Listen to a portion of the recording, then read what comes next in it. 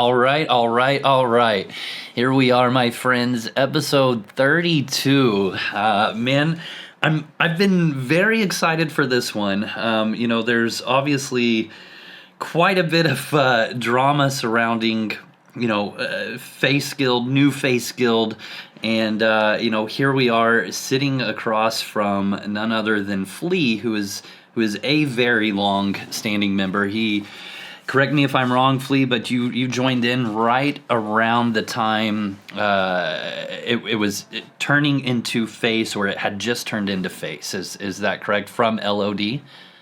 Yeah, I was recruited out of the Outlands Discord channel about 5 days into this server. Nice. 5 days of me being on the server. I was about to quit because this was not the UO that I knew, and everything was strange and weird to me. Yeah. So I got brought in back then, and then I only heard stories about, the crazy guy who used to be the guild master. Yeah, all chill. So that's a story in itself, actually, man. But before my time, I just hear stories about him getting yelled at and playing on a laptop in the bathroom, and everybody's anecdotes and about him being crazy. Playing UO in the bathroom. Oh boy, that's great. So some people have an addiction. Yeah. So tell us just we'll get into all that, but man, tell us just a little bit about you, man. What where'd the name Flea come from? What got you into gaming? So my name Flea I've had since I think my third UO character. Flea is the bass player for the Red Hot Chili Peppers. I was going to ask that. That's awesome. Yeah, so I was probably like 12 or 13 at the time, and I always thought he was a cool dude, and that's where that came from. I had another bass player character name back in the day. Fieldy from Korn was one of my other characters, so apparently I had a thing for bass players. Cool. But that's really cool. I read Anthony Kiedis's biography, Red Hot Chili Peppers. I've been a big Chili Pepper fan for a while, but that was kind of my thing there for a while, was just finding rock star biographies and reading those. And, I've always, when I see your name Flea, I'm like, definitely, I hope he's a Chili Pepper fan. And then you saying that, I wish you could see my face, because it made me light up. That's cool as hell, man. Yeah, I wasn't creative enough to come up with anything, so I was like, that dude's cool. And and back then in the UO days, I was like, I can give him a mohawk and a goatee just like he had at a certain time. Yeah. So it all fit together. Yeah. Go ahead. No, just your other question about what got me into gaming. How old are you? I'll be 40 in December. I'll be 40 next summer, so we're the same age. We came up in the same eras, you know what I mean? Yeah. So I don't know. I've been gaming since I remember. My brother had a Nintendo. Yeah. I didn't have my first own console until I had a Sega Genesis. Super Nintendo. The thing about computer games is I never got games for my systems. My parents wouldn't buy me games. It was even when I had a Sega, it was sometimes on the weekends that they would let me, ride my bike up to the local rental place, and maybe I could rent something for the weekend. Okay. But getting new games was not a frequent thing for us. Mm-hmm. So brings back to, I was just thinking about this the other day, do you have any recollection of what Sega Channel is? Yes. So the name Beltane comes up quite a bit in my all the time for me and UO, and he had Sega Channel. He plays UO with me here on Outlands, but he had Sega Channel. Dude, we played Skitchin all the time on that thing. Toe Jam and Earl, dude. I mean, Sega Channel was the shit because that was like before internet, right? And you would connect to it. That's mind blowing. Yes, you'd connect to it. It's got like what 20 games a month, maybe, or something like that. It was like 20 or 30 games a month. Yeah. Yeah, and the background would always change every month, and so like you'd go home and the background changes, the music changes, and then those 20 or 30 games, and it was like Christmas. It's like, okay, here we go. What's on this month? It was crazy. Yeah. So I had an older brother. My brother is like 8 years older than me. So I didn't know about Sega Channel as like, a younger kid, but he talked my parents into getting that for a period of time. So for a period of time, we did have Sega Channel in our house, and it was amazing. And then after that went away, I had some friends down the street who also had it. So, a lot of time over at their house, seeing what new games pop up that month. Yeah.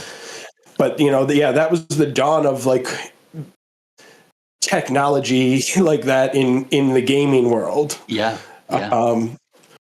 But yeah, so there was that. Through the Genesis era into Super Nintendo into PlayStation, but again, I rarely ever got new games. It was I'd get to go rent something for a few days on the weekend. Otherwise, I just had like 2 games on everything that I actually owned, and then just play those on repeat. Sure, yeah. Trying to beat them.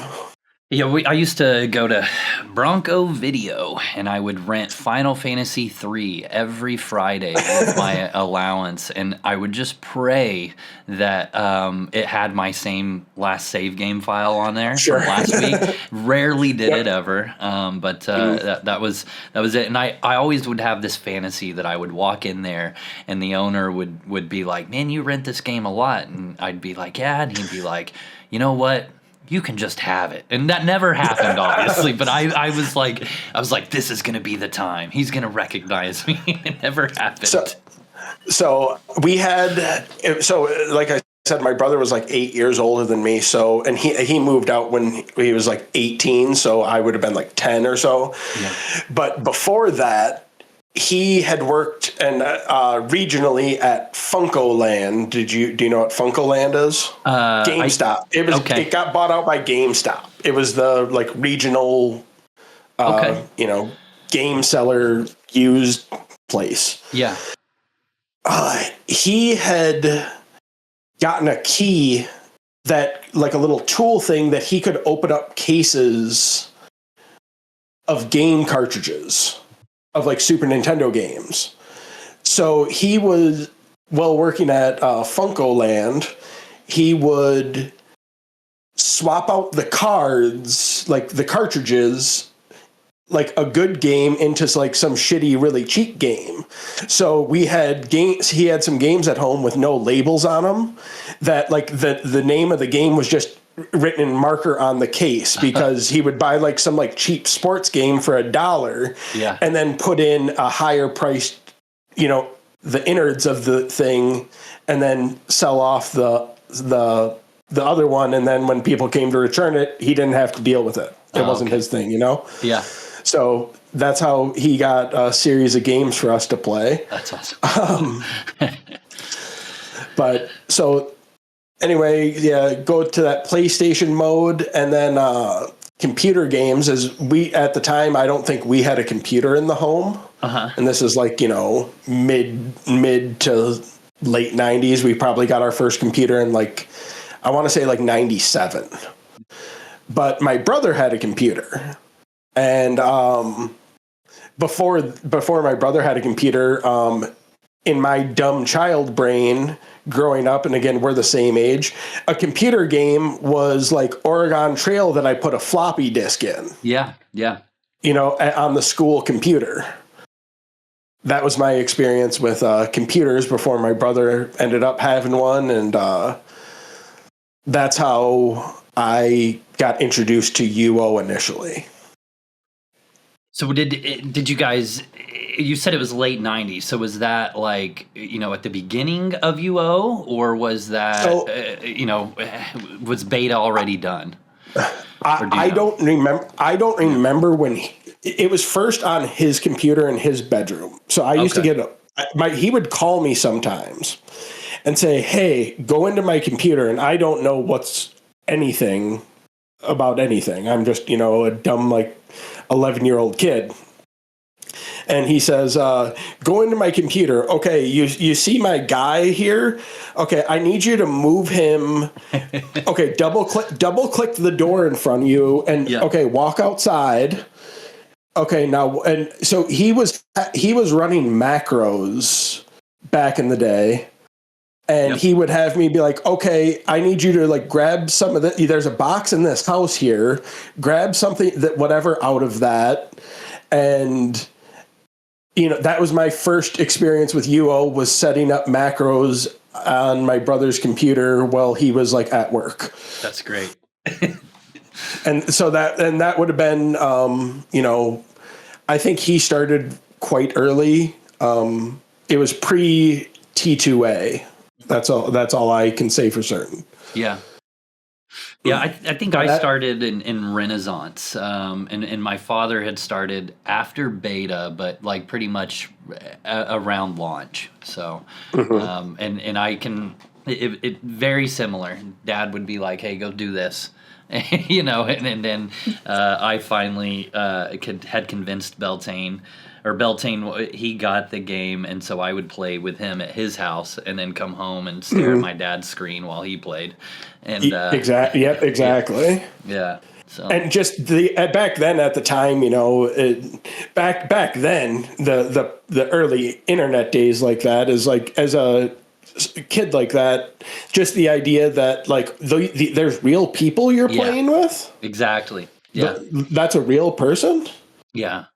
Yeah, because before all that, for me, it was just playing Doom with my family and Warcraft and StarCraft, and then all of a sudden it's there's real people, like you said, and you're talking to them and you're having a conversation, and it was so much more magical. You know what I mean?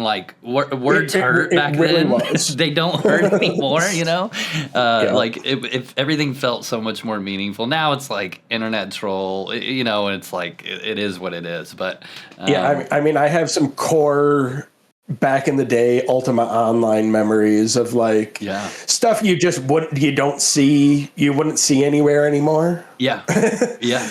From the early role playing, there's the role players, and there was a lot more of that back then, from people transitioning from local kind of role playing communities into this online role playing community. Yeah. So were you a big role player starting out, or what kind of player? No, those were nerds. Yeah, there you go. Yeah. I can swear freely here, right? Yeah, yeah, for sure. Yeah, those were fucking nerds and weirdos. Yeah. No, so I was probably just to give some frame of reference of when I started in UO, myself, is I told you my brother had it. He moved out. His bedroom got turned into the family computer room. Okay. Where our compact Presario went. Yeah. And then I remember, I didn't know anything about what computer games were. I wasn't reading magazines. I didn't know what games existed and what didn't. Mm-hmm. I just remember the game that my brother played. And I was like, that one. So I believe I got it for Christmas in 98. That's where my math kind of falls, that I think I got it for Christmas at 98 and started playing from there.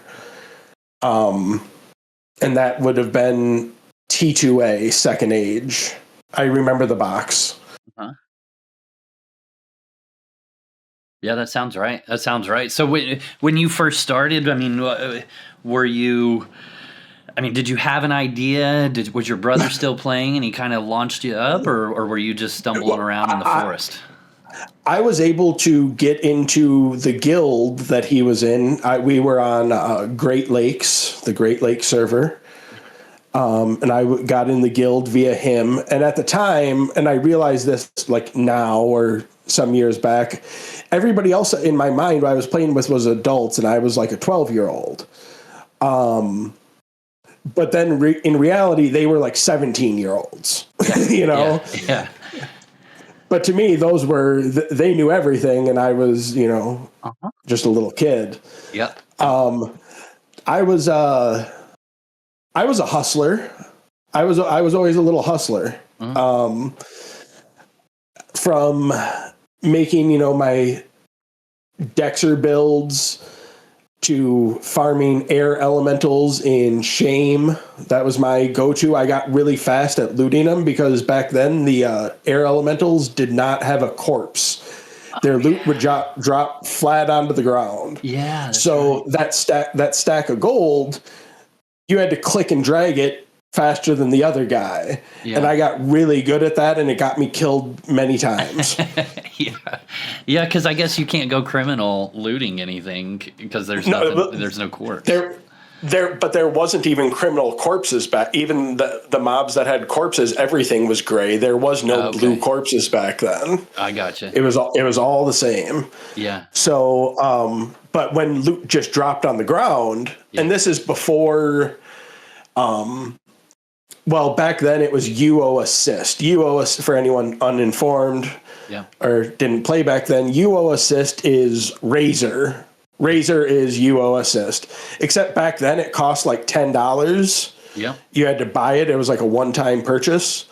And I didn't have that for several years. So like the scavenger and all of the quality of life things didn't exist. It was double clicking potions and in your backpack and all that sort of stuff. Yeah. But so back then I liked to fight. I liked to stir shit up and probably talk too much shit because I was, a dumb little kid. You were a shitty 13-year-old, just like us all, right? I was a shitty 13-year-old, and it only caught up to me a couple times. I never got perma-banned. I did get, jailed and like week-long ban a few times. But do you remember anything that you did that got you jailed? Do you remember anything that you did that got you jailed or anything? Oh, I can tell you one, but that was bullshit. Okay. This one's total bullshit. Does the name Sir Bart ring a bell? Yeah, he plays. I don't know. Sure. Here on Outlands. He's been on free servers. I've ran into him. Yeah. He played on Great Lakes, and this was like I wasn't even that like new anymore. There was an IDOC house. And he stacked a bunch of dragons up in front of it, and I attacked the dragons and pulled them all away. Okay. And I got jailed for that. Yeah, and I've always held that against him. I'm like, what do you? He put dragons there. I could attack them. Yeah. He stacked a bunch of dragons on the doorstep of this house that was going to fall. I didn't know that was anything against the rules. I could kill the dragons if I wanted to. So no, I always got pissed off about that one. That's so weird. But that's so weird that I don't understand what's wrong with what you did, but okay, Yeah, neither do I, and I'm still holding on to it probably 26 years later. You know what's cool about that story though is the fact that was 26 years ago or whatever, and the fact that you run into him here on Outlands or you were still in touch with him somehow. You know what I mean? Like sure. That's so wild. It's so wild. Like running into people. I can remember there was a like I said, I played with my father and my best friend Beltane, and we had our group of friends, and all of a sudden there was a person that was commenting on a lot of my videos, and sometimes the comments get into conversation, and it's more than just a hey, cool video or whatever, but they'll get into like actual conversations. Come to find out, this guy was somebody who hung out in our group and he was just talking about a story, and I was like, yeah, that reminds me of this time this guy, and Sir James did this, and he was like, I was Sir James, and I was like, wait, hold on, wait, what? And I was like, well, I was this guy, and he's like, yeah, oh my god, and then we connected in Discord, and I just remember having that like, oh shit moment, screenshotting it and sending it over to Beltane and my dad and be like, you remember this guy? And they were like, oh my God, it's crazy, 25 years later running into somebody like that. And, yeah. Yeah, people who play this game have a problem that we haven't been able to move on. Yeah, I know. I know. Yeah. I just remembered another slight little side note story from back in the day. I remember, I'm thinking this is like a Saturday afternoon. I'm at home. My brother, I think, had moved back in to our house after his first move out attempt as an 18-year-old didn't work out. He moved back into our house, and there was this guy, and for some reason, I don't know how this all came up. I knew he lived in the same town as me. He was in this other guild. So I was in a dungeon one day, and I was fucking with, I seem to remember kind of fucking with somebody. And next thing I know, this guy who I know lives in my hometown comes into the dungeon. He's like, that's my little brother. Oh, fuck you. I don't, he's yelling at me. And then he knows who I am and knows that we live in the same town. And he wants to meet me up at the local subway and fight. Oh, my God. Because I was harassing his younger brother somehow. Yeah. And then next thing I know, my brother comes home and I'm explaining what's going on with him. And then my brother gets on and he's getting into it with this dude. I don't think anything ever happened to it, but some older teenager wanted to beat me up at Subway. Oh my God, dude, that's so funny. Let's take this to Subway. I'll hit you with a Italian BMT right in the face, buddy. Back when Subway was good too, that would have been a waste. I know. Nowadays, no one would care. Yeah. I miss the $5 footlongs. So what? How did you find new servers, free servers? How did you find like custom servers? What was the journey there? All right, so I was on OSI until I think I sold my account, if it serves me right, in December 2001. I had just gotten my first job. I was like 15. I was a later teenager. I wasn't home anymore. I was out. I was never home. I was, out doing stuff all the time. So I sold my account in 2001, and then I didn't play UO again until I believe it was 2005, and after my UO account, I remember some free servers back in like the early 2000s that were popping up. And I remember trying those out here and there for like a little bit, and then they would just go away. Yeah. Because that's what happened. Yeah. There'd be a server one day, and then a couple days later, it'd be gone. So I remember trying those a little bit. But then when I didn't have my own computer until like 2005, I believe. I was like 18 or 19, and I bought a Dell. I think I financed it because I didn't have any money. So I did that. I did some financing, and I got me a Dell. And there was just one night I remember being in my apartment, and I was just like, Googled free UO servers, and I went to the first one that popped up. And then I was there for a year or two probably, and that was ABC UO. Okay, yeah, I played there. And that's exactly how I found it too, is Googling free UO servers. And I was like, hey, what's this? And then it had all this weird new stuff, and then that was a no skill cap server, so you could have all your skills on one character. Yeah. And then that taught me about, that was an Age of Shadows build. I was actually GM on that server for a short period of time. Okay. Okay. I bet you banned a lot of people. Did they allow like players to be GMs too? I did not have my account at that time. Okay. Like during that time, my account was like locked. Okay, I see. Makes sense. Yeah. So I was GM for a little bit. I didn't ban anybody. That's not how I roll. It was more, I tried to create fun things for people to do. Okay, cool. Yeah. Yeah. But there was two other staff members at that time, and let's just call them trammies. And I was not that, and they were like I don't want to use the word like touchy feely, but they would look at things much differently than I did. And then shortly after that, I was not a GM there anymore, and I went back to playing for a little while.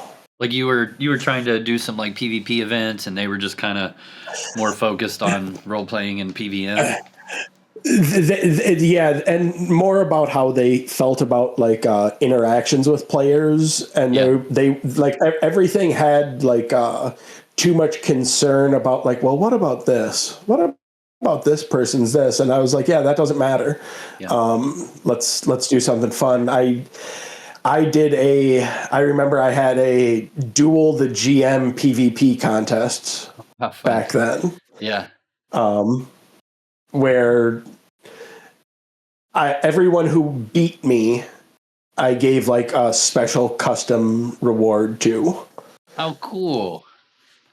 You know, Luthien could do something like that. I think Luthien does arena PvP, like he knows it a little bit. I don't know how good he is, but I and I could be wrong, but I feel like I've seen him duel in the arena a time or two. That'd be pretty cool if he did something like that. Again, things to make you feel a little more connected to the people running the show, you know. Sure. Yeah. Yeah. I get it. You see when Owen shows up somewhere in game, people crowd around him like he's a rock star. Yeah, it's a big deal. It is a big deal. Yeah, it definitely is. He shows up and people are like, they swarm all around it. I remember at the last time I saw him in game was at the Cash Prize Arena duel thing, and it was a big deal seeing him there for sure. Yeah, so about the Luthien thing is I forget one of the first times I had messaged Luthien after I started on this server about something like that. I happened to. I'm just reading back right now, actually, and I was just making some sort of suggestion to him about like Order Chaos guild fights back in the day. That was like the thing to do. Yeah. And I sent him a picture of me, a screenshot of me. I'll send it to you real quick. You can post it wherever you like. Okay. Maybe a little snippet into the thing here. I sent him this picture. And he responded, he said, "Were you on Great Lakes?" And I said, "Yes." And he was like, "And this was your guild?" And I was like, "Yep." He was like, "I used to fight you guys back in '98." And then we talked about that a little bit, about the playtime back then. I don't remember hardly anyone from back then, like name-wise, except for like the crazy people. Yeah. Everyone who's normal just kind of blends into that mass of, oh, yeah, that was a good guy. But then it's just the crazy people that stick out. Yeah, you're not wrong. Yeah, I will always remember Archerson from EQMS. I will never forget that man. He fits that mold. That's cool. But dude, they are very, Luthien and Owen and Expo, they are very personable, honestly, man. I can say that. Things I've reached out to them about, for the most part, you get at least some kind of good response, you know what I mean? And, they're active in the community for sure. So I think that's a good thing for sure. I'm not going to comment on any of that. Let's move on, please. Okay, sounds good. It's okay. So speaking of Outlands, though, man, what was the journey there? Like, how did you find it? When did you start? And what are some things you enjoy about it, even if it isn't what I just said? Okay, so I'll back up a little bit. Sure. And so I brought up '05, like '05, I think. ABC UO was there for a couple years. I ended up getting banned. Then I moved on to Second Age, and I was on Second Age for probably about 3 years, pretty active. I still refresh my houses on Second Age, and I have for over 10 years now because I'm a sick human being. And that's a 2-week decay timer. So for over a decade, I have been remembering to log in at least every 2 weeks and refresh my houses there. So I was there for a number of years, and I want to say probably like 2009 to maybe like 2012, 13, I was pretty active. Yeah. Then I kind of shift, UO can fade in and out. Yeah. You start playing other things, life, there lots of stuff can fill that gap in there. But back when I was on Second Age, that was like pre-Discord. That was IRC days. Okay. Yeah. Before everyone had a Discord server, you talk shit in IRC. Yep. So this would have been Christmas of 2019, over Christmas break. Like, however those days felt, I had like a week off of work. Yeah. And I hopped in in Second Age Discord one night, and I was like, where the hell's everybody at? And like somebody just said, everyone's on Outlands now. Yeah. And so I went to the Google, and I Googled Outlands UO or whatever, and that led me here. Yeah. Yeah. So, 5 minutes later, it's downloading and I'm logging in. So that happened, I was out of touch with the happenings because I remember for a period of time, people getting, there was hype billing around, like, whatever the, did you hear Ancourt 2 is popping up soon? I've got to get ready for that. Sure. Or whatever free server flavor of the month. Yeah. That was going to be happening. That was going to reinvigorate everything, but ultimately just disappeared. Right. So, found it through someone's comment in a different Discord, and I've pretty much been here since. Coming up on 6 years.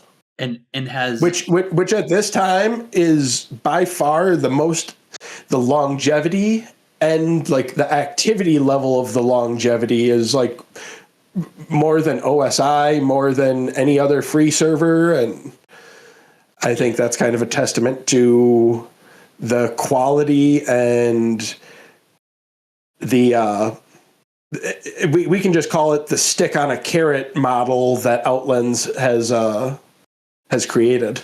Yeah. Yeah. I mean, I play multiple games, and I do that because I don't want to burn out, and I've Sure. found that makes it a lot more enjoyable to play, not just, my entire time farming monsters or PvPing, you know what I mean? But also, maybe this day I'm playing that or what have you. And it is what it is. But I will tell you that when there is that burnout on this game, and then I know that there's an update right around the corner, and I'm right back in, just full swing, ready to go, because it is when the next update's coming, kind of thing. You know what I mean? The next big piece of content or whatever. We got Tidal Tomb right around, I guess, this weekend. You know what I mean? And then there's more stuff coming after that. It's definitely content carrot on the stick, which is good, man.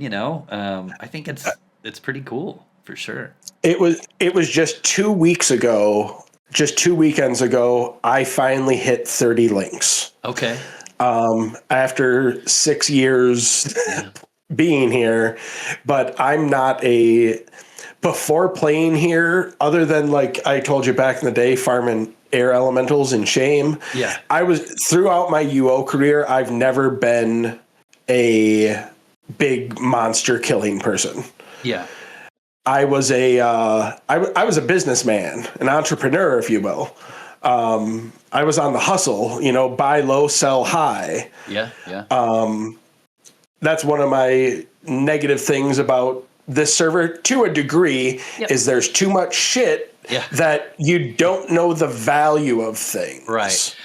No. Back in the day, you knew that black dye tub cost this much. That item, that rare thing cost this one. Oh, a furniture dye tub, that's like 1.2 mil. I can buy this one for 800K off this guy, flip it. Yeah. There's some money in my pocket. Yeah, no, you're not wrong. It's both it's a double-edged sword, like we can have these really cool houses like this, that we're sitting in, easily accessible, like for decoration and, stuff like that. Outland Portal is another thing that is both a blessing and a curse, because you can find stuff and you can get it and exactly what it should be priced, etc. from. But for me personally, I agree with you. A big thing for me, especially on UO Forever, which was the free server I played before this, I was on UO Forever for a minute as well. Yeah, so I would buy stuff very low with one Discord account, and then I would sell it for stuff very high on another Discord account. And, people would always say that my stuff's higher on that one, and I didn't care because I would buy it up, but that's how it was, you know what I mean? Like, you could do stuff like that, but here... Again, it's nice that new furniture and new hues and things like that come out, but there is no rare market here. There's not a rare market at all. You can argue, well, there's water cores and command. No, those aren't rares. That's just it's a different model, I guess, and it works. It works, but I miss that. I'm not gonna lie, I miss it. So, I mean, everything has as much value as someone is willing to pay for it. Sure, yeah. But knowing how much some of my stuff is worth, there's just a question mark behind that. So much like everyone else, you go to the Outlands sell channel, you do a search and say, okay, this guy was trying to sell it for 700K. I just want to get rid of it. So if I mark it for 500, maybe it'll just go away. Yeah. That's how I work sometimes. It's like, I need some money. Let's sell some crap because I have way too much stuff. Sure. Yeah. And then you have the portal that's like showing this, and then inevitably, and I always mark mine just a tad higher than what it is, but most people will just be like, okay, this sells for 45K, I'm sticking mine 44K, and then that next person gets on, they put theirs for 43, and then 42, and then 41, and then it just, I mean, that's how auction house models always work. It doesn't every game. It drives prices down because it's easily accessible to search, as opposed to you run around double clicking vendors and being like, oh shit, there's I need some of those. That's a fair enough price. I'm sick of running around. I'll take these. Yeah, before, I mean, I had my main source of income was blacksmithing, and I always had my weapons, Averite and Valorite, stocked every time. Now they were more, they costed more, but every day I would stick 3 more of each weapon in on there, and because of that, people knew that the vendor was stocked, and so I could sell it. They don't have to run around looking. They can they know it's there. It's convenient. People pay for convenience in every aspect of life. Exactly. And I used that to my advantage, and I made a lot of money. I was very easily able to buy the ingots that I didn't have and still turn a very big profit. And that was what I did here. You can't do that anymore, and that's fine. It is what it is. But I do miss that aspect. If people like, myself and sounds like you as well, that kind of like that little hustle kind of thing, then it's not really here anymore. I mean, I'm sure it is. I just haven't found it again. I don't know. But so you said you started during UOR days. Do you remember UO TradeSpot.net? Yeah. That was the marketplace before Discord or even IRC back then. You didn't have server discords. You had your guild discord or whatever. I guess actually no. So back when there was on free servers, but like on like official servers, you know, you had your ICQ. Yeah. And you know, maybe a guild IRC channel, and but then all your business to through the trade spot. And you'd sit in West Britain Bank spamming, buying this, selling this. Yep. Yep. So, that was fun.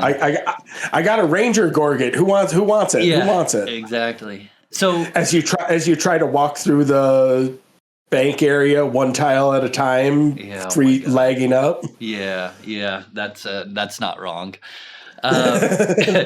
So when you came over here, did you? I mean, what led you into Face? Let's get back to this. What led you into Face? And tell me about your early days here on Outlands. I positioned myself as a PvP oriented player. I made a post in the guild search or whatever, because I had been here for like 5 days and everything was weird. Everything was weird and different. I did my normal like new UO server thing, which is I create a Dexter Bard because that costs like no money. I just need to come up with some bandages, and that gets me out farming, right? Gets me out farming, make a little money. While I'm doing that, I'm starting to build my Halley Mage, because that's what you do. You build a Halley Mage. That's UO to me. So I got to the Dexter Bard. I'm out killing stuff. Got my Halley Mage, and I'm like, okay, time to go make some real money on my Halley Mage. And then I go into a dungeon, and I'm casting my EVs on monsters, and I'm like, man, I can't kill anything. Yeah. What's going on with this? And then people are asking me, like, using words like aspect and essence and cores, and it's a foreign language to me. Yep. Yeah. And I was legitimately like, all right, I don't like this place. Not for me. This isn't UO. Yeah.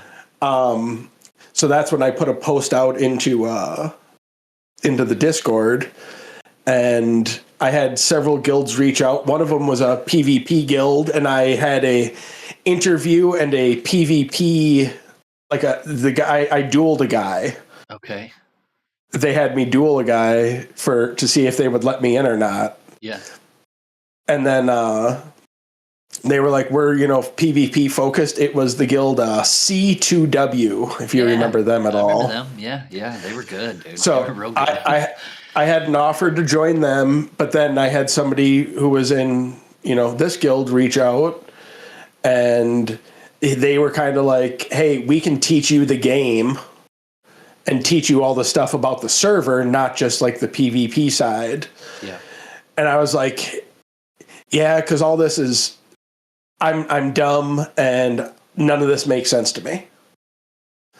So I was like, all right, I think I'll go with you guys. And then, we go from there. Teaching me, just being able to ask all those questions when coming in and be like, okay, so now what does this aspect thing mean? Mm-hmm. What is a link? Yeah. A mastery chain? What's that? Yeah.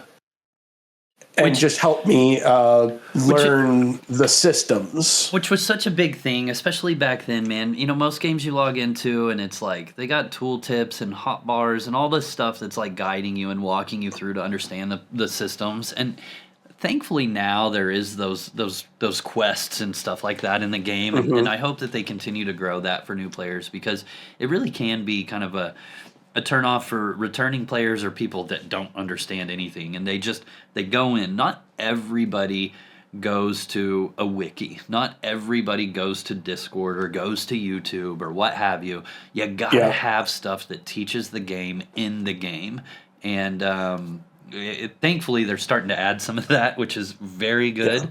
But I just, right there, you almost quit. Back then, I know without a doubt there's people that log in and they're like, what in the hell? Nope. Don't get it. we'll have somebody pop back into the Discord who's been away for a year and a half. Yeah. And they'll say, what the hell's going on now? Yeah.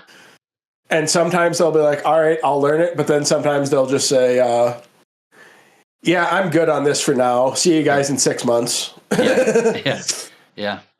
I do think change is good, though. I'm very glad that the metas change, the PVM stuff changes, things like that.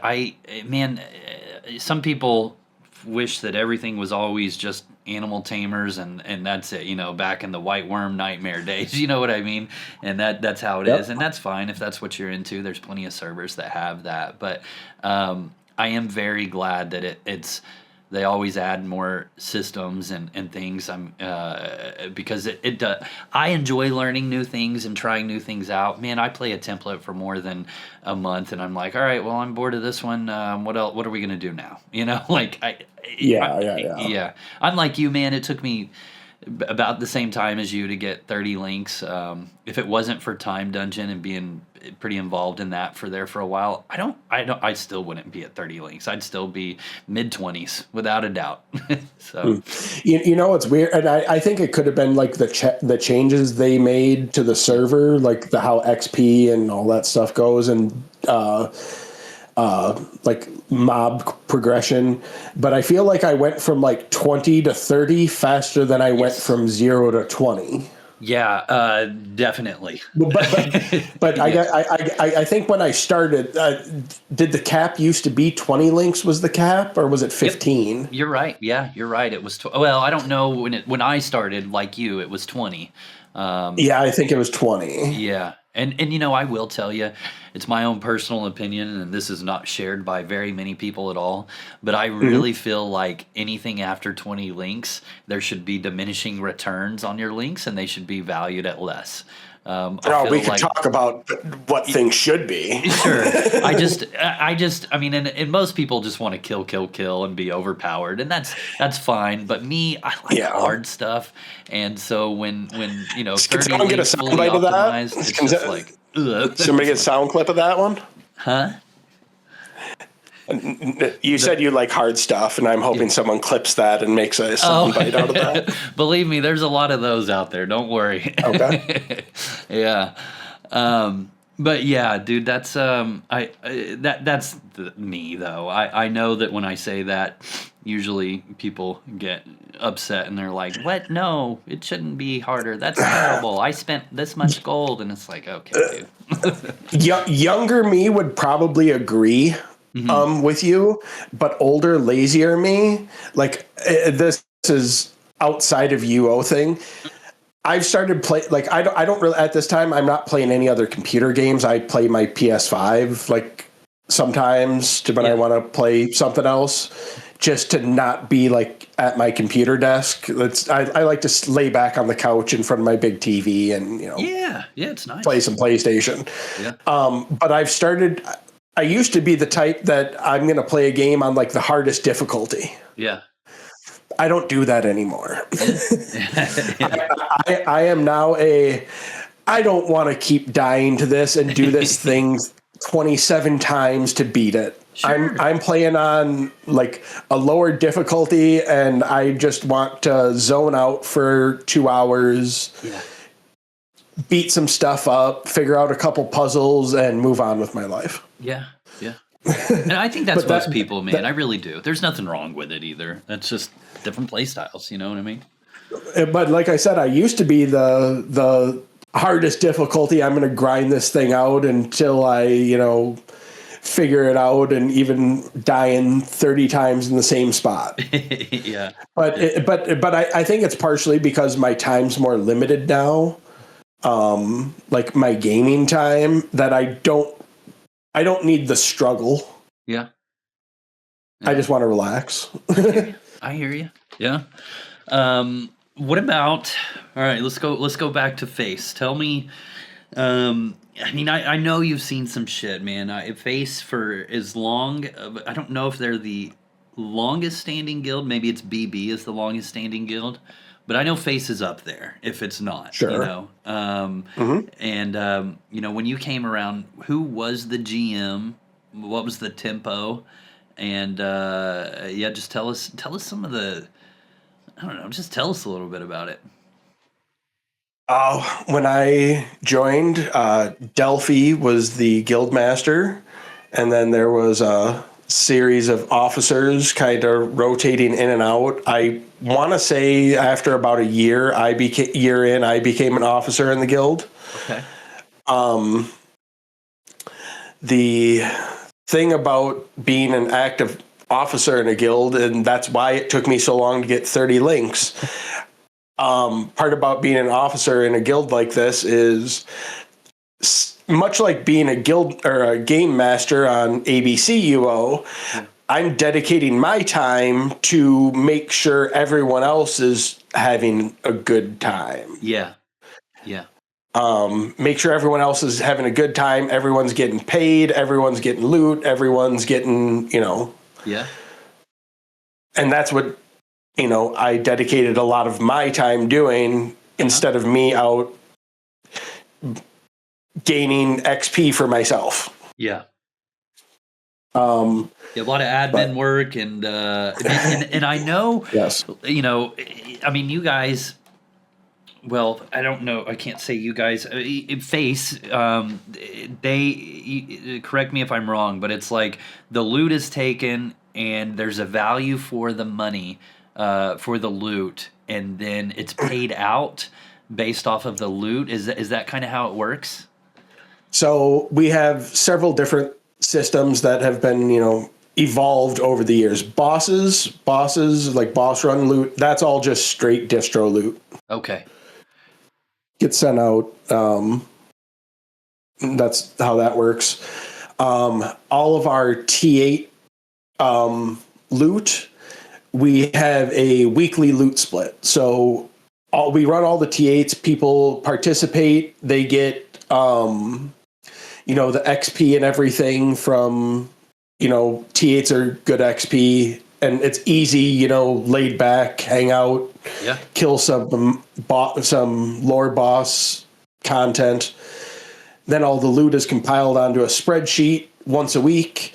The basic math of it is the prices on this sheet are about 75% of market value. Yeah.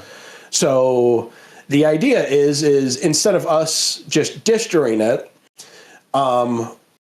we compile this spreadsheet.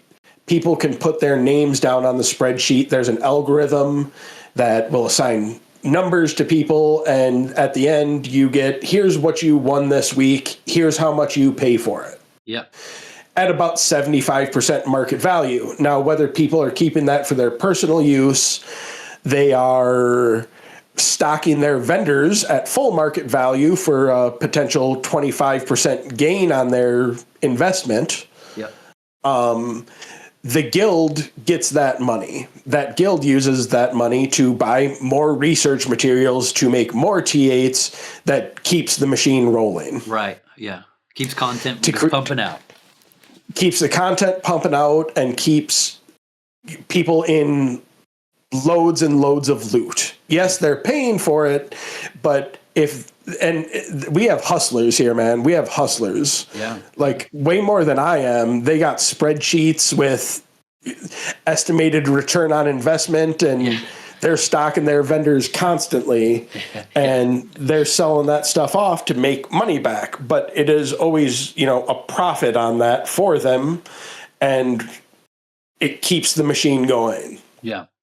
With our Omni loot, we use the same system. However, all the gold collected is then divided amongst the participants, and then it's sent out in checks. So, an average Omni is you go to an Omni and you don't have to buy any loot. Other people will buy it. Yeah. The checks vary by how many gold links we get per Omni, but you're going to look at 250 to 450,000 gold check for coming to an Omni. Yeah. Yeah. Or if somebody wins a gold link from the thing, they pay I don't know what our current price is, but let's call it 2.6 mil for the gold link. Yeah. Well, they can sell it for 3 or 2.9 to 3.3, 3.4. So there is kind of a lottery aspect, is like, hey, they won the gold link, whether they want that link, whether they want to sell that for profit. Yeah, they get that, plus they get the whatever the gold cut for that Omni was. Yeah. So I think that's kind of one of the I take some pride in people have talked shit to us in the past about like, oh, you're just scraping by with noobs and you just recruit noobs out of the dungeon and out of the shelter dungeon. I say, yep. And with how we roll, we're going to turn that noob into a high-end player, or at least, mediocre player in a short amount of time. There's nothing wrong with that, though. You know what I mean? I mean, that's good. I think that's helpful. If a new player gets involved and they learn the game and they make money doing it, there's nothing wrong with that at all. If you want to have a super small to medium-sized guild of tight-knit great players, then awesome. That's what you want to do. Absolutely. And there's nothing wrong with that. But there's also nothing wrong with just saying, hey, this is how we operate. If you want to join us, come on. As long as you're half of a decent person, come on. I don't think there's anything wrong with that. They're players too, and it's I think it's and I've always heard a little bit about that system and thought that it was a really good system. On the flip side to it, exactly what you said at the beginning of this entire conversation about that is that it takes a lot, and I mean a lot of work on your end and your fellow officers and leader and all that to do things like that and run a large guild like that. Yes. A lot more than just, all right, I got 10 of my buddies and we're all elite players and we just hang out and don't, a completely different game you're playing, Absolutely. The workload thing can be a bit much, like with how we have to hand out our loot throughout the week. And I've been doing this for so long. It's like, all right, I hand out loot to like 5 people, and then I go, all right, I'm done. I'm going to go do something for me. And then as soon as I get into a dungeon, somebody's like, hey, anybody can hand me loot? I'm like, motherfucker, I was just there. I was just there. Yeah. So, okay, so you were there with Delphi and through that, and you became an officer. So Chill was already out of the picture when you came through. He was. I only know of him in story. Okay, and so how long? Twisted, weird stories. How long was Delphi? The GM or active? Is it kind of a running thing? And I totally get it. This is an online game, but is it kind of a running thing where people play, they become a GM, and then they get inactive, and then there's like an overthrow? Is that a common thing, or what was some of that? From my understanding, from what I know about the history, is Delphi and crew overthrew Chill. Yep. Delphi was the GM from slightly before I joined. Again, this from what I all understand, and it's kind of it was like 6 years ago. People just talking about what had happened. Yeah. And it had happened fairly recent after, or slightly before I joined. Delphi was the guild master up until last fall. How long had he been inactive? Maybe it's time frames. It's hard to put an exact time frame. Maybe like 6 months. He was like scarcely around. Somewhere around there. I could be making that up. But maybe about 6 months he had not been around really much at all. Okay. So that would be, roughly 5 years that he was the guild master. Yeah. And then after Delphi, was Pockets the GM or no? Okay. It went from Delphi to Wedge. Okay, so Wedge, And then that was it kind of the same thing where did Wedge spark a coup, or was it just passed on? What happened there? So again, I was an officer at the time, and this is what happened was I was approached by another officer and said, "Hey, Delphi's not around. We need someone active around to be GM. What do you think about Wedge?" I debated back and forth with this other officer for several hours. I didn't do this just I didn't just like make a decision. And I was like, I kind of made a pros and cons list to it. Yeah. I said, here's why yes, here's why no, why I would be for that. And then at the time, it was a situation of, yes, we need someone around who's active. I was told Delphi won't just transfer it. He told the officers, just, you guys pick and make it happen. I don't care. So I was, like I said, I was approached. We kind of went back and forth, and I was like, all right, sure. He can, let's make the change. Yeah. And so Wedge was an officer at the time, and he was very involved in everything, I would imagine. I don't want to speak disparagingly of Wedge. Let me say it this way. Wedge wasn't the one doing legwork. From my time in, he had his input as an admin in the guild, but the work was never really being done by him about like the grind.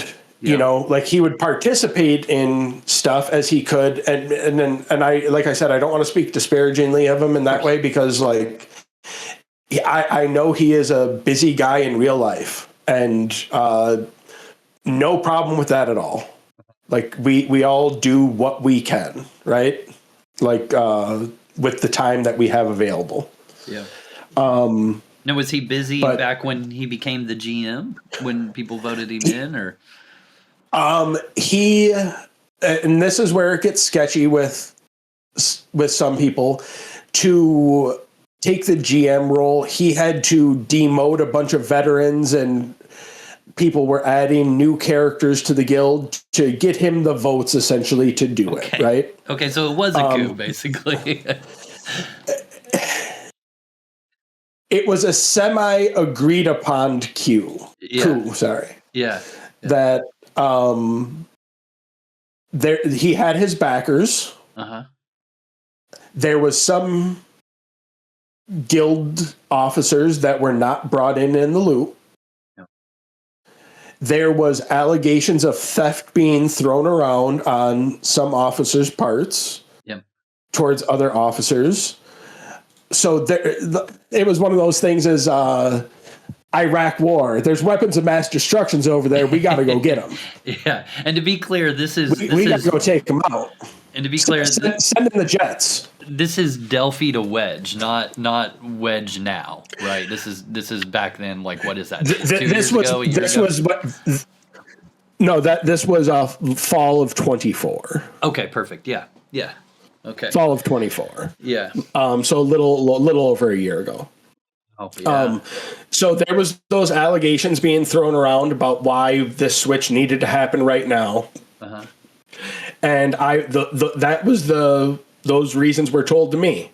And I said, yeah, we should probably do something about this, because there's plenty of people who, and I've read the chats in PvP Outlands, who say, why the hell are we talking about this? Take this to DMs. Nobody cares. Yada, yada, yada. Some people like trashy reality television. Yeah. They like the drama. Sure. So if you want that drama, I got the inside scoop on it. Let's hear it, man. I mean, that's why you're here, right?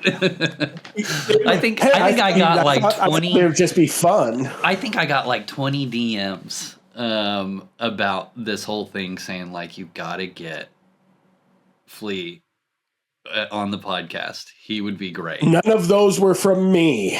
I know. None I of reached those were out to from you. me. I reached out to you. Yes. I know, of course. I mean, people love to hear about it, you know? Sure. So for the people that care. Yeah. So that's how the initial transition to Wedge happened.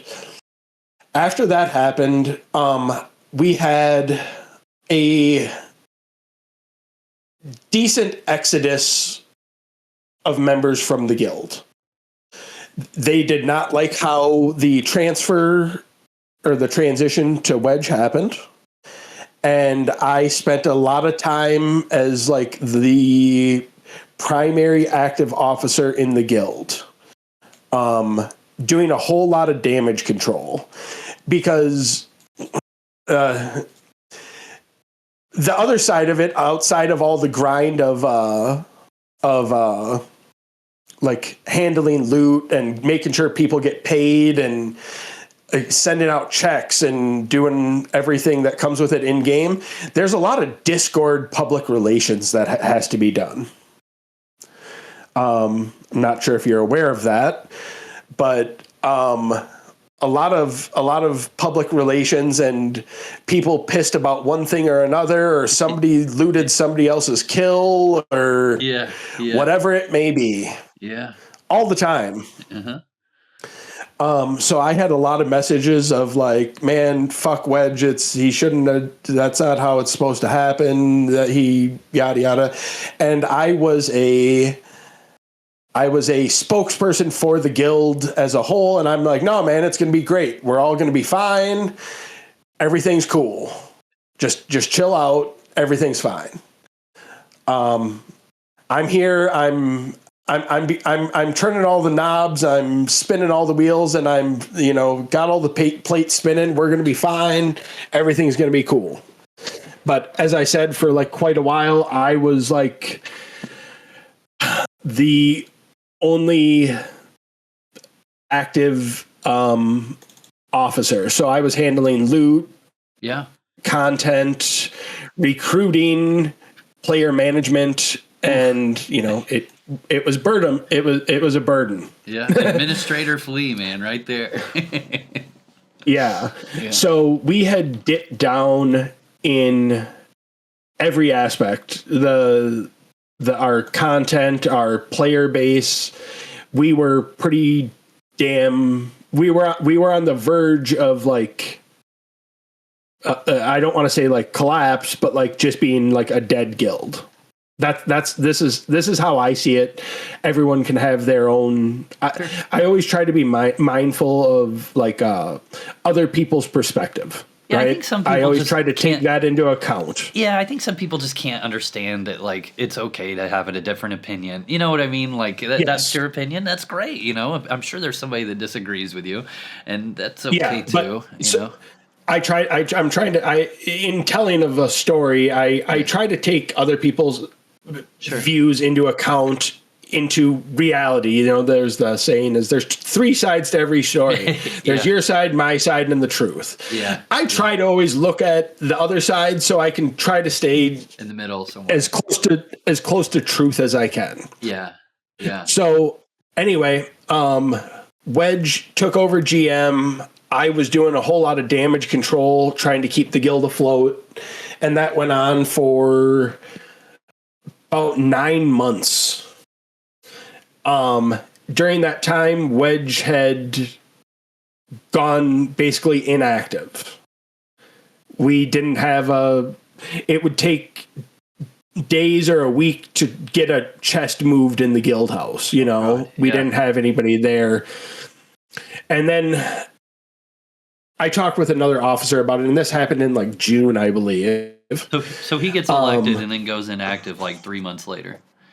No, it was sooner than that. It was Wedge only ever played at night anyway, so a large portion of the guild didn't even know who he was when he was around. Okay. Because he was a late night player. Like he wouldn't be around until after my bedtime, pretty much. Yeah. So what had happened is we kind of, the whole roster there was a whole roster turnaround. Everyone in the guild who was an active player was newer, like not necessarily to the game or the server, but to the guild. Yeah. We had a few older members still around, but they're, not super active. And we went from like on the verge of like disbanding I had talks with somebody about like, do we just like sell everything and give everybody like a payout and like go our own way, like a divorce between everyone?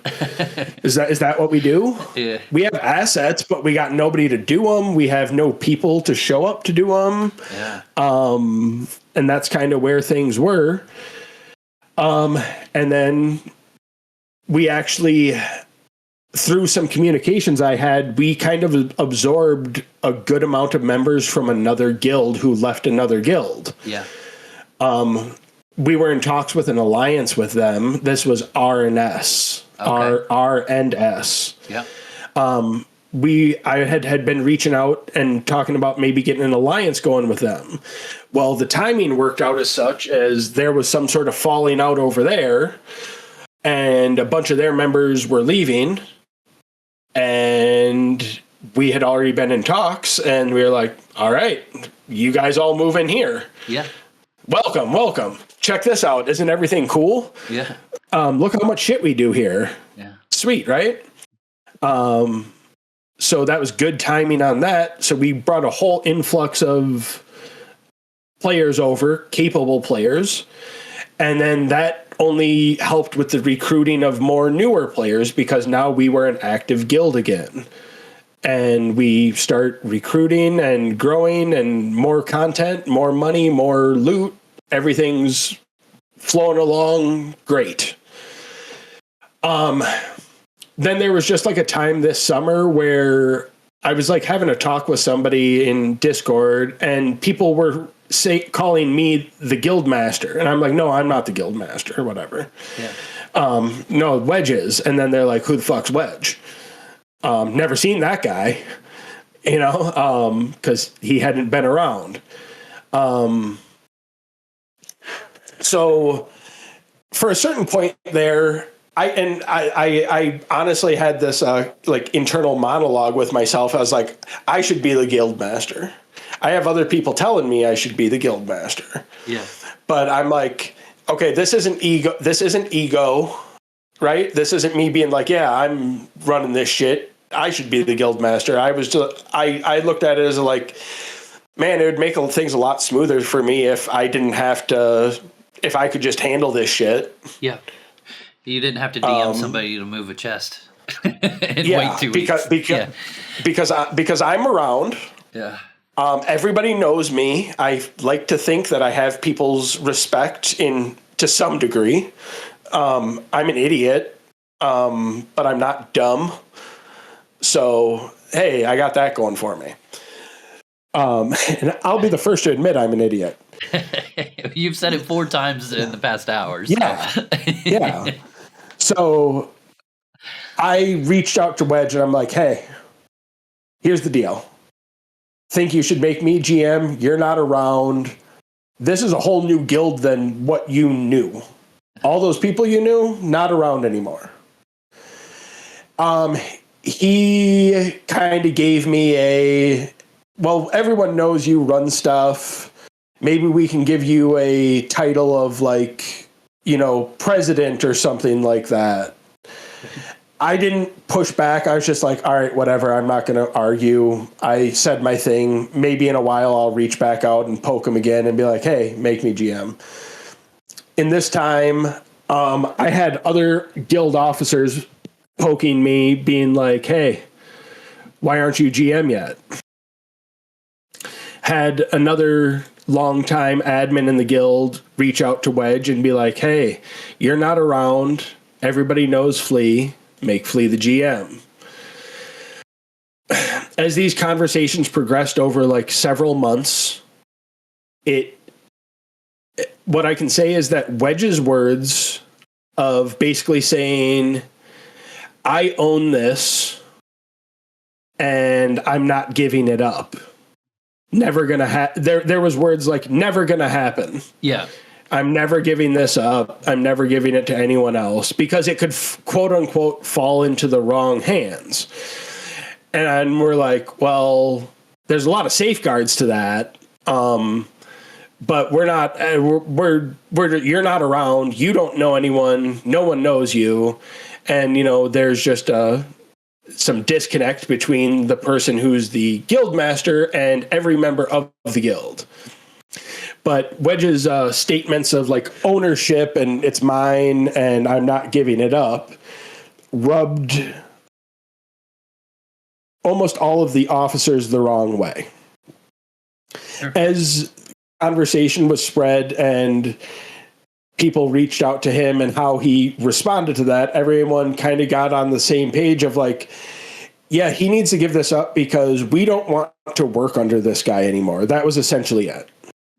It's like, well, we don't want him to be the guild master. We're not talking about kicking him out of the guild. We're not talking about him not even being an officer.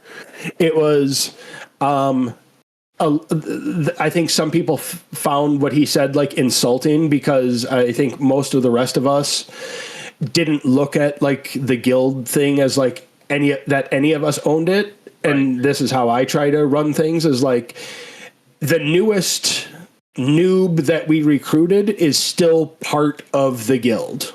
Right. And, instead of like playing favorites with, well, this is an old guy and we go way back. I don't want to treat a new player really any different than somebody who I've been in the guild with for years. Yeah, I'm sure there's some form of like, I don't know the right term for it, but something that goes on in your head when you own the guild house. You know what I mean? Like, and you don't want to give it up or what have you. I'm sure that there's a feeling to that. And so I could be wrong, but I would imagine since he's the GM, he actually owns that house. Yeah, the guild master of the guild is the owner of the custom guild house created by Owen. And I'm not saying that's his thought, but I would imagine that there is a degree of that for any GM where they're like, maybe there's points where they're like, I'm tired of running the guild, but I got this guild house and I got this guild island. I just don't want to give it up. I'll get back to it soon. And then maybe they do, maybe they don't. I could be wrong. I'm just thinking outside, Of course. Yeah. And I even understand his stance of like, I don't want the guild to fall in the wrong hands. As long as I have it, nothing bad can happen to it. Nobody can, run off with the guild and the island and all that sort of stuff. Did he ever mention his inactivity and say he was going to get back to playing, or just needed another 3 months, whatever? It was one of those. It was always right around the corner things. Okay, yeah. It's like going to start playing again soon. Yeah. So after a couple months, he actually, after like one of the final messages from one of the other admins telling him to be like, all right, you need to do this, give up the GM role. And the thing is like, it got to the point where it's like, everyone was like, it doesn't have to be me. I didn't even like want it. It was more of like, it turned into a case of like, we want to be able to choose. Yeah. And I told Wedge this, I was like, look, in the end, we just wanted fealty to be unlocked. Because once he took control, he locked the door behind him. And, that's some people then got on the thing of Wedge stole the guild. that was kind of and people had that mindset when he initially took control. And I tried to persuade them out of that of like, no, everything's cool. Yeah. But it was he took control and then locked fealty, so we couldn't choose anymore. I didn't realize you could do that. That's interesting. Yep. Okay, yeah. So what ended up happening, kind of, and again, this didn't happen overnight. Yeah. It went on for several months, and with all of people's repeated attempts to reach out to him and be like, "Hey, you should give up that spot to someone who's active here." And his responses to that, people were like, "Man, fuck this guy. We don't want to work for him." How did you unlock Fealty after that? We didn't. Oh. No. So what ended up happening is and by we, I mean the guild admins and the guild overseers, the guild officers, had a conversation going, and we said, okay, what do we do about this? Because what was about to happen was everyone was just going to quit, and it was just going to leave Wedge with a pile of assets that, the officers helped, and the players, the active players who don't know who the hell Wedge is, we would just be leaving him with everything that would have no one there to manage it. Yeah. Right. So, we kind of discussed our options of what to do, and we went through a checklist of, okay, here's the first thing we can try. Here's the second, third. The final thing came down to okay, Wedge, unlock fealty and let the officers decide on who should be the GM of the guild. And there was a debate on that, and there was a constitution written, but that was never a locked in thing. It was just a starting point for negotiations. Okay. But the final point of negotiation was always, I'm not ever going to give up guildmaster role. Yeah. So officers talked and decided that the move was to seize control. Side note on this, I owned the Discord. Oh. Okay. Delphi gave control of the Discord to me. Yeah. So that's the thing if you want to debate ownership of things, hey, I was given this, therefore it's mine, by the logic that he owns the guild because he's the guild master. So we took the guild assets. Some were at the guild house, some I already had in my house, because we always had a separation of assets, so no one person could go rogue and take everything. So I had some stuff at my house, another admin had some stuff at his house, and there was always kind of that separation. So what we came up with was, all right, the only way to oust Wedge is to, what we were hoping down to the very last second was to bring him to the negotiating table, and just all we wanted was him to unlock fealty. So we separated from the guild, and we knew he was at work. He was like, y'all did that while I was at work. And I'm like, yeah, exactly. Because you would have stopped us if we did it while you were here. That's how it works. It's called a coup for a reason. So yeah, but I can be totally honest in saying, even after we took the assets from that were in the guild house, and people say, oh, we stole personal items. Any personal items, we are immediately like, oh, what, that was yours? Okay, let us get that stuff together. We'll give all that back to you. No questions asked. To your point, I will say, and I can't confirm that it happened, but I did. Mm-hmm. I didn't scroll through all of what was said in PvP chat. I guess it was yesterday, but I did see chat logs of Scala asking for, or saying, I had this, and I had this, and then somebody. Everything was returned in a timely manner, but the part of it is like we had a guild, we had a T8 mastery chain, and that mastery chain had some donated links, or like, borrowed links from members. Sure. Yeah. That the chain was used by whoever was running T8s for, gold or loot increase, yada, yada, yada. Yeah. So there was links that Scala had in that chain. Yeah. That were hers. And we said, yep, we have that list because we actually did like tracking and accounting, and we have, we actually know that stuff. Yeah, we'll get all that back to you. No problem. But at the initial thing was, if we don't take anything, we get nothing. Right.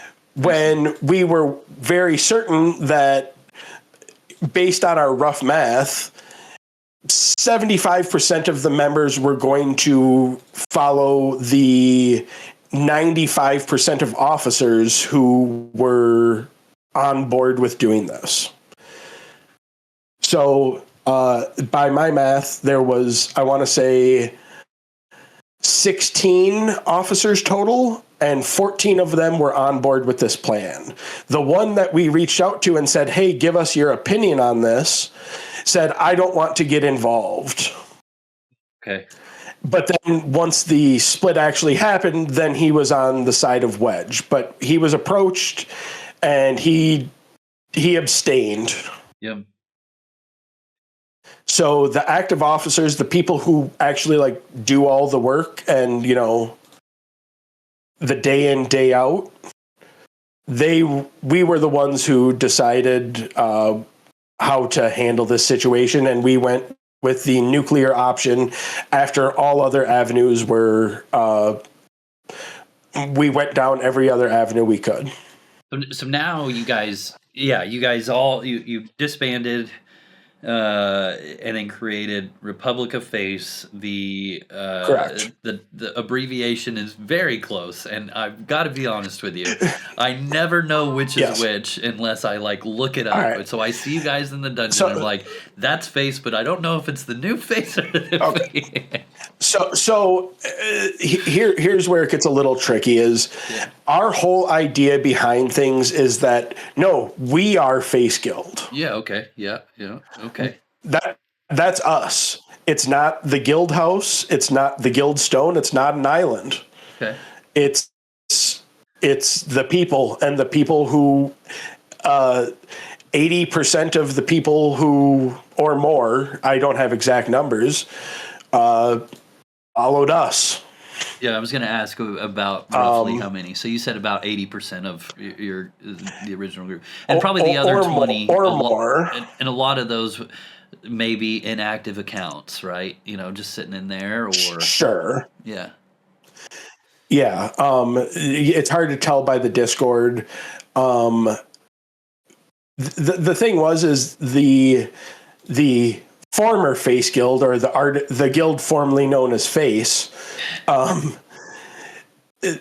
we were at the point, like I said, is that if all of us officers would have left, there would have been no one there to manage anything, recruit, bring anything back to life.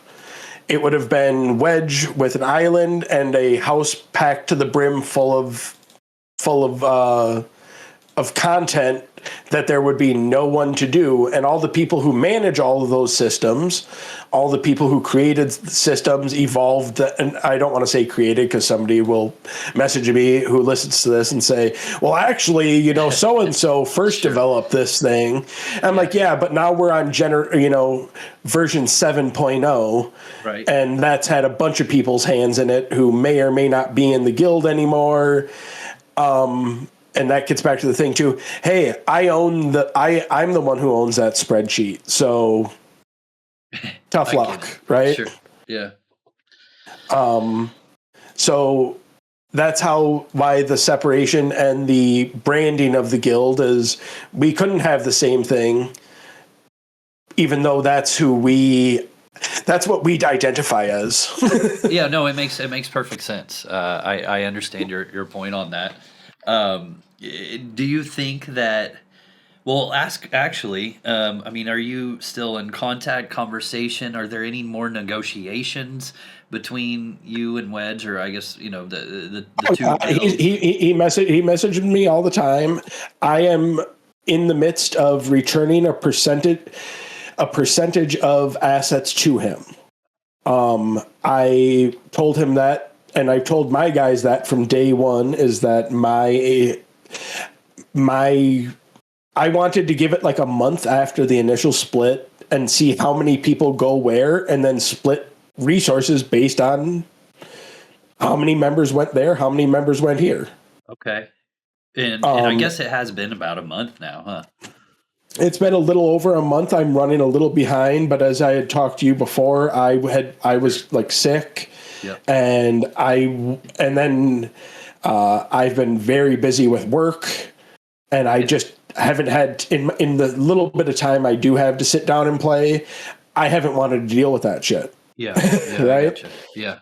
Yeah, but that's on the agenda to give him whatever you guys decide to give back to him, I guess is. Yes. Yeah. And that's been a fight within my own officers as well. Yeah. Because unlike that, it goes against the whole point of why all of this happened. Yeah. Is we are a collective, not one person making a decision. And Right. it took me time to get other people on board with what I wanted to do, but I didn't want to unilaterally make that decision without others' input. Yeah, I mean, and this is the outside looking in, and obviously not your favorite guild, right? I'm in sin, but I mean, it does make sense to me. You son of a bitch. It does make sense to me, though, that if 80% of the people are with you and there's 20 with them, that if you decided to give back 20%, or whatever, then I mean I could see your point coming from there. I can see that, or whatever you decide to. I guess at the end of the day, Sure. It's UO, and you don't have to give back anything, But and that's what plenty of people have said. But I've been trying to be true to what I initially said. Is hey, let's clear the air here. So even after the split and everything, we spent like the whole day in Discord trying to negotiate with Wedge. Yeah. And say, hey man, in voice. all you got to do. I don't remember. That happened, cool. I think, after I went to bed. Okay. Stuff went on. I wasn't involved in all of it, but like it just came down to the simple thing: is like, hey man, let's get the band back together, unlock fealty. Yeah. Let us vote for a guild master. Do you think that'll ever happen? And who knows? Yeah. We talked about it just today. Is if that could happen, if that could happen, we would all go back under one banner. Yeah. But like I said, Wedge's own words rubbed officers the wrong way. Yeah. Everyone who was brought into the conversation and said, "Hey, what do you think about this?" And they'd say, "Hey, well, what about this?" And then you'd say, "Already tried that. Here was the response." Yeah. And then they go, "Man, fuck that guy." and I say that I like Wedge, and unlike some people in my officer network, I like Wedge. I this is nothing personal. Yeah. Yeah, I mean, you played this game with him for years. You know what I mean? So I mean, obviously, we had a good time a lot of times, but it became a health of the guild thing. Yeah, and it was like, what is better for the whole? Sure. And everyone decided him not being at the top was better for the whole. Yeah. So I mean, I guess. I mean, is there a goal for Face? I mean, I guess it's just kind of dependent on if he ever decides to do fealty is kind of where you guys are at. But I mean, you guys are just proceeding as normal like you were before? I mean, I'm seeing you guys kicking ass, and I mean, I'm sure you guys are already like level 100 or something. I don't know what it is, but you're doing great. We're rocking and rolling. Yeah, probably better than you were. We are down some members, from where we were. and that's fine. We're still actively recruiting. We are we're on the rise. Yeah. It's everyone gets the burnout and everything. Hoping that the update here brings a little bit of life back to things. Yeah. But no, our mission statement kind of remains the same as content. Yeah. Make people rich, get people loot. Yeah. Anytime there was a period of time where in the past where we as a guild decided, all right, we're kind of bored with this pushing content thing. We've proven we can do it, and we're done with it for now. Yep. And we seen a decline in players. We decided, like, active members leaving, recruitment all went down. So that's the thing about having a guild without, let's call it like personal friends, a whole bunch of strangers and weirdos and freaks who come together to play this game. If we keep the content rolling, people want to be here. Yeah, I agree. Yeah, that's it. You just got to give people something to do, right? So that's the reason we play this game. It's something to do. Yeah. Man, any I guess anything else in that regard as far as like the whole face split, new face, We're recruiting. Reach out. You can see our post in Sure. Outlands Guild recruitment Discord. If you can message one of our many officers of our international guild. Yeah. Reach out to them. We got a website where you can register on.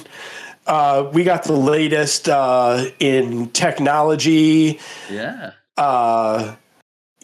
Sometimes there's feet pictures involved, lots of stuff. It's wild over here. You should come check it out. That's great. No, you guys are doing great. I mean, last I checked, you guys were second place in Prestige for the season. And this was the last I checked. I think it was when I actually was talking to you about this. So that might have changed. But either way, it looks like Squeezed is like y'all's biggest competition right now. Unless I'm looking at it late or early or whatever. But you guys gonna call them out and pass them up in the future? We'll see what happens. This season, they are pushing incredibly hard. Yeah, they really are. Yeah, they have a very large lead, and I guess we're still kind of on the phase of like we had to rebuild. Yeah. We had to rebuild a lot of stuff. Yeah. To get ourselves back up and running at the start of the season here. Yeah. We're going to keep on trucking. Yep. We're going to be up there for the foreseeable future, seasons moving forward. That's the goal. I have no doubt. And with open leadership, and I've told the guys this before, is like, hey, if you don't want me to be guildmaster, feel free to elect someone else, and I will freely pass it along. Yeah. Well, I think you'll do well. I'm excited to see where you guys are, go, and how this all irons out. I mean, I think there's a guy in Discord that's always, his name is Berserk Fan, and he just is like, Face was the greatest guild ever, and I wish they never broke up. I miss it. And like when that day happened, he was like, I'm gonna quit UO, and he's still there. You know what I mean? But I just breakups, we'll call it, are never easy, and I hope that it sounds like at least there isn't any. The biggest scare for me when I get people on here and there's like some drama like this is that, they get in here and they're like, that piece of F and P L, you know what I mean? They just start going crazy. Yeah. And I'm not endorsed. I'm not involved, and I don't endorse any of that. Right, there you go. That's good. It sounds like you guys are still civil for whatever that is, and me personally, I hope you guys can figure this out and whatever the best scenario. I don't know. I'm from the outside, but I'm just saying I hope that the best Sure. scenario works out for you guys. What I mean, I always like to ask three questions at the end of this, but Mm-hmm. if you could, and it doesn't pertain to face, but I mean, or Uh-huh. maybe it does, but if you could make a suggestion to Outlands and they had to do it, what would it be? Change the IDOC system. It's horrible. I hate everything about it. Global messages for anything should be removed. Do you want it to go back to like the original how it was when I think it was COM was like killing it for iDocs? You want it to go back to kind of like that? So I think things were changed because they could like run a bot to check or like a script to check signs. If they could nerf that, but there was there's work involved in the IDOC game of finding them, tracking them, and then once they actually go IDOC, waiting them out, waiting for it to fall. Yeah. I think the global message thing is it takes a whole lot of it ruins one of my favorite parts of Ultima Online. Right. Yeah. Now, do you like the split and the the money sink to it, the raffle thing? If they could keep that aspect, I guess, if they wanted, that part, but just announcing that, like, hey, there's an IDOC here, go sit there. Yeah.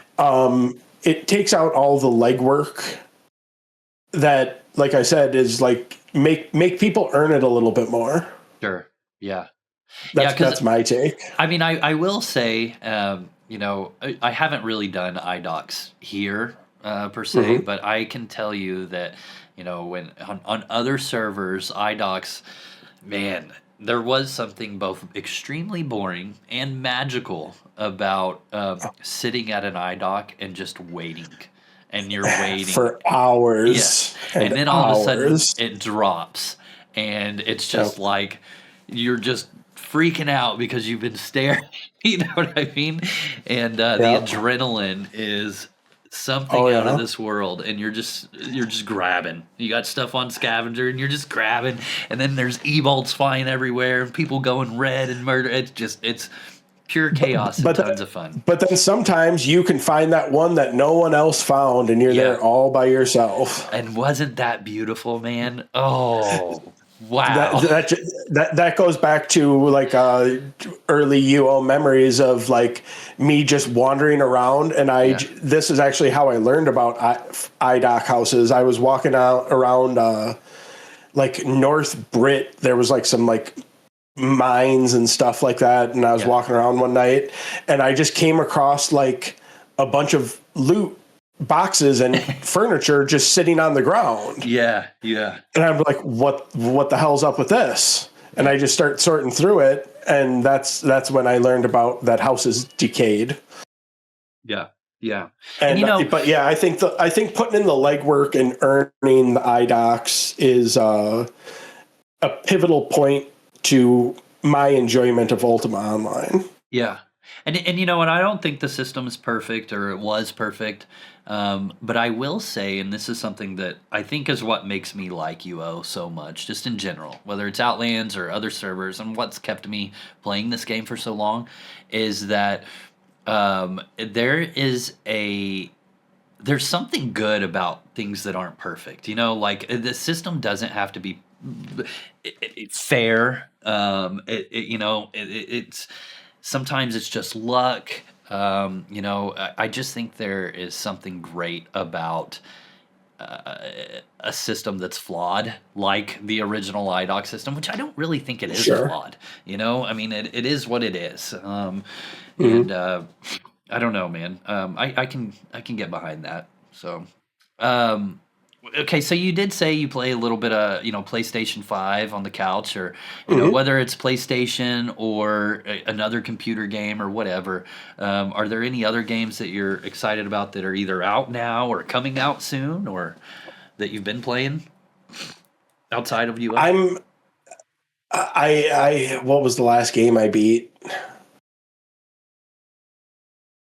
I can't even remember at this point. So no, basically, it's okay. That's a perfectly answer. I enjoyed Astrobot on PS5. That was a fun platformer game. Okay. They're making a Halo remake. Oh, really? Okay. Yeah, they're doing a Halo remake. I don't know when that's going to come out, but I was excited by that. I was a big Halo player. Yeah. But otherwise, no, I don't have any. I have a hard time these days getting excited because everything.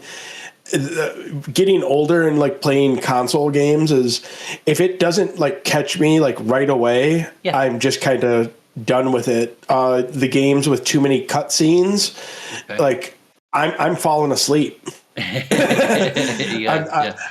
Oh, what happened? I faded out there for 30 seconds. Oh, sure. I'm back. I can move now. Yeah. And then I move 20 feet and press a button and it goes into another cutscene. Right. So that's my experience with a lot of modern games. Nothing's really grabbed me for a while. So that's why I still play UO when I have some free time. Hour here, hour there is I can just get on and immediately be playing and dick around and do whatever. That is a great thing about this game, man. Is exactly that. I'll have 15 minutes to sit down and do something, and I can do something in 15 minutes, 10 minutes, 5 minutes, you know what I mean? And are you married? Is your wife happy about that? Right, there you go. She accepts that I play this game. We're not a gamer couple by any means, but she definitely accepts, and she when I tell her an idea that I'm doing for like content and stuff, she's like, "Oh yeah, that's cool." And then you could do this too. So she gets pretty involved. I think she's more into the YouTube side of things versus the game. I mean, the game doesn't make sense to her, as it probably should. But she's like, "Oh, cool." I was telling her I was getting into arenas, and I was like, I won my first arena match. I was so excited, and then I showed her the clip of me winning, and she was laughing at me because of my expression. She was like, "This is stupid." And I was like, "Yeah, I know, but it's cool to me." She's like, "Whatever makes you happy." Sure. Okay, and so then the last question is, who should be the next guest on the Pwncast? Richard Garriott. that was what Chopper said the last time too. He's the most requested for sure. He's the most requested. Probably. Yeah. I mean, if you could get any of the old original developers of the game, I think if any of them are still around or reachable, and I have watched some interviews with some of those guys out there, and I guess if I had to give you a question for if you ever were to get any of them on, is like, what would I always see Outlands as, like, when I talk to people, I'm like, this is UO 2.0. Yeah, me too. This is, I understand it's not the UO that but it is the evolved version of it. And I'd be a little curious where the original creators thought the game could evolve to. Yeah. I will say, so Mustache Gaming, you probably remember him. He did the Vossrel Poor podcast. He still does an episode here and there, but he did both Richard Garriott and Star Long on 2 different episodes. And then Zurek, he was like episode 19 or something for me.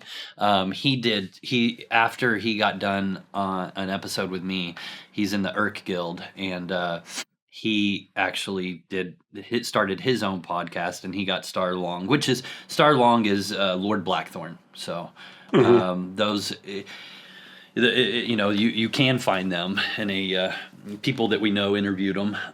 But I have been reaching out to Richard Garriott. Hopefully. So message him on Twitter and tell him he needs to go on the Pwncast. So. Yeah.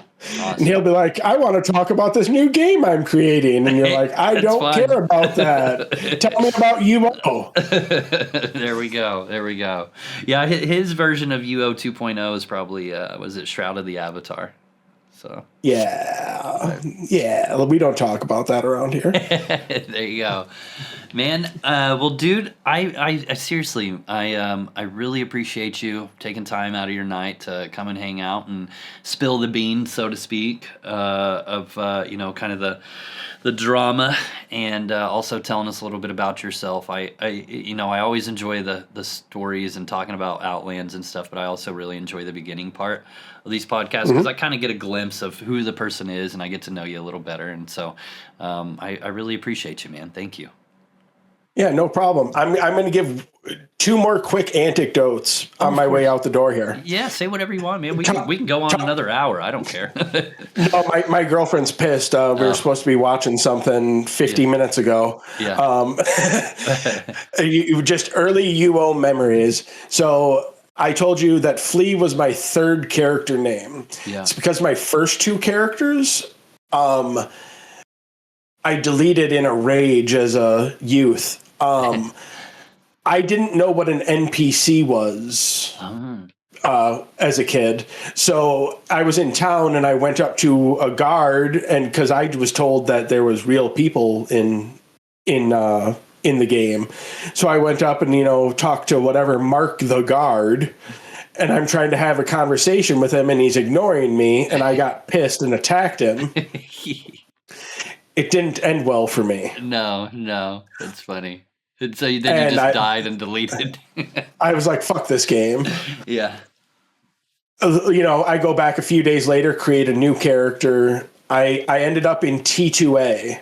Yeah. I don't remember if you remember the tile set in T2A, but it was horrible. You would get stuck and it was hard to navigate. This is map. Yeah. I think I had a paper map that came in my box that I was trying to navigate with. And I was lost in T2A for, I think, 3 days. I would log in and I would just be trying to find my way back to civilization, and I couldn't. And that caused another character deletion. Yeah. T2A was weird. The trees, I don't think they ever really fit right. And so, yeah. And it all just looks the same. Yeah, it does. So. Awesome. Well, cool, man. Thank you again. And I will get this out in the next day or so, and we'll have it out and go from there, man. So. All right, cool. Well, thanks for talking with me. Remember, check out Face Guild's recruiting post in the Outlands Discord, and we go from there. Keep on trucking. Awesome. All right, everybody. Pwnstarr Gaming out.